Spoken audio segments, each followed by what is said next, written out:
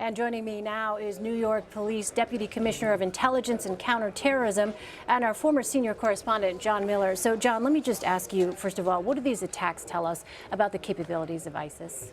What we've seen through ISIS is a developing capability. First, it was inspired. They put out the message through social media to attack. Then it was enabled, where they started to contact people and give them targets to attack. But I think what we're seeing now is the directed phase, where they actually have trained fighters who were in Syria, part of the ISIL machine, who have been sent out across Western Europe to do these attacks. We've seen it in Paris, we've seen it in Brussels, and we've identified as a global intelligence community a number of people who are connected to that. Could ISIS strike here? Well, ISIS has already tried to strike here through the inspired attacks. You might recall last spring we made a dozen arrests through Joint Terrorism Task Force efforts that stretch from Boston to North Carolina, including 3 separate plots inspired on some level by ISIS, enabled by some level in ISIS here in New York City.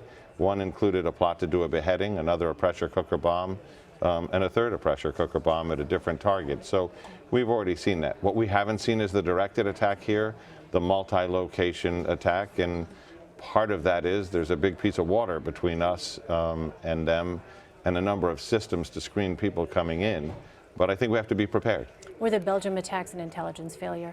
I wouldn't say that. I would say that the Belgian police, who have been working very hard at this since the Charlie Hebdo attacks in Paris, that would have been January a year ago, before November's attacks, have faced enormous challenges. But they did hit a safe house where the mastermind was. One of their officers suffered a gunshot wound there.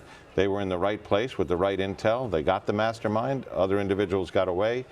But I think when you look at the challenges, we can't be having these two conversations independently, Elaine. We can't be talking about intelligence failures out of one side of our mouth and saying that with a search warrant from a federal judge, you can't open an iPhone that you know is connected to a terrorist attack, that we can't have applications that can be downloaded for free that are encrypted end-to-end, that if you go to the maker and serve them with a subpoena, they say, not only won't we give it to you, but we can't give it to you. These are causing an extraordinary disadvantage. We call it going dark. The aperture is closing on our ability to collect these kinds of intelligence, so it's hard to say it's a failure. So are you saying it's a matter of time before it happens here? I'm saying that we have to be prepared, as if it's a matter of time, because those who do not study history are doomed to repeat it.